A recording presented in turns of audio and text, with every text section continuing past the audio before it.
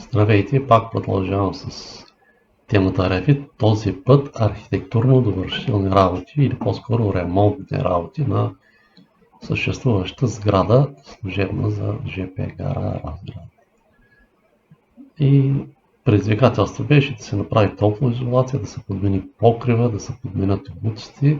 Значи външната част е съществуваща и тук долу има и ничугунени обуци, когато не съм моделирал, аз съм моделирал с тази фамилия Roof Round, много хубави възможности можете. Тук има едни отвори, тук има подцинкована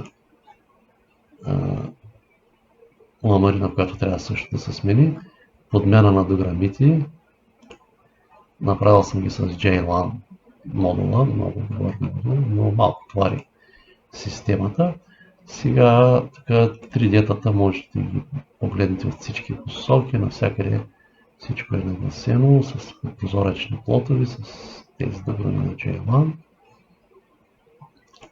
Ето ви в другата посока, тази видяхте. Ето и в другия изглед и в 3D. Това е входа, който е отвътре. Сега ще мина по кота 0. Ето виждате абсолютно всички размери. Може човек да си ги пусне. След направено замерване на място от мен, си зададох мазилки, просто някакви сантиметри не ми влязоха на този общия габарит, който проверих отвън и отвътре. Може би около 4-5 см се получаваше от този зид и от този, което не е толкова фатално, но всичко е едно към едно с всичките помещения, които предстоят. Ето тук трябва да сложа балат, но тук има теракот, нали? Кота на стаи. Аз съм направил така наречената цветова схема. Ето виждате, тази фамилийка е моя. Офис еднодневно, втори номер, площта е 11 квадрата.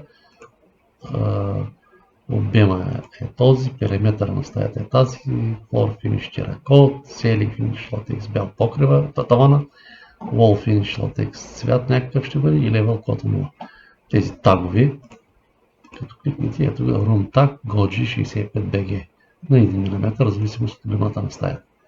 И на база на тази цветова схема имате такава room legend, легенда за стаите и отделно това го имате в schedule за стаите и види за тези всичките данни.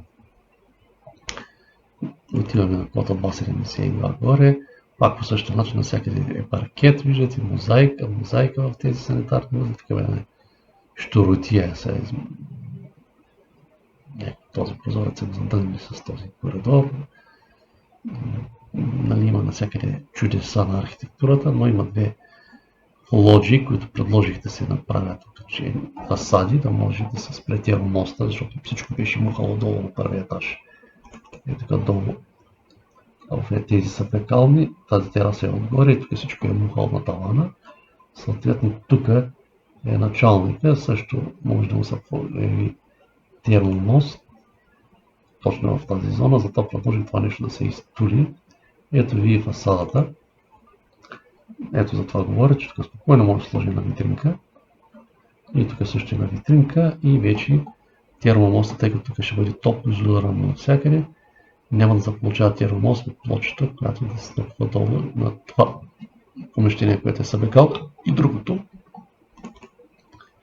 което 2,60 почти същото, 5,5 горе по покривите и наклоните се виждат, подмяна на обшивки и това е вече фасадите, виждате колко се получава в Revit, не е никакъв лошо, това е запад, изток, виждате какви хубави фасади, ето точни размери може да се пуснете тук улици да си предвидите и този 35 см стена се получава с топлоизолацията, ето фасада север, улици, пуснал съм тагови, покрив да се спуси, ламарина обшивка, улици, декоративна мазилка.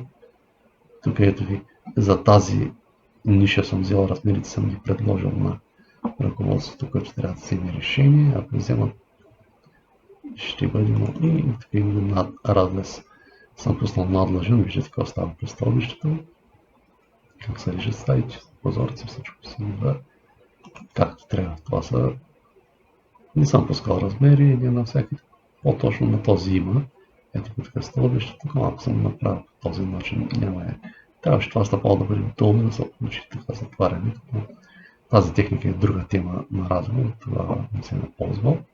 Аз съм направил мои стъпала, тези са системни и малко по-трудничко се работи с тях. Получават се тези аномалии. С моите стъпала тук се джойнтва и си работи структурен материал много по-добре. Просто едно стъпало повече се слага и това отива на 0, а долното отива повечето, което е стъпало, отива долу. Но това е друга тема за разговор. И така показах ви архитектурен проект на съществуваща сграда, как можете да си го облечете и да си следите всичките ключества в скеджулите. Ето ви тук да си имате скеджули, room schedule, ето казах, ето ви. Room schedule имате абсолютно всичките данни на едно място.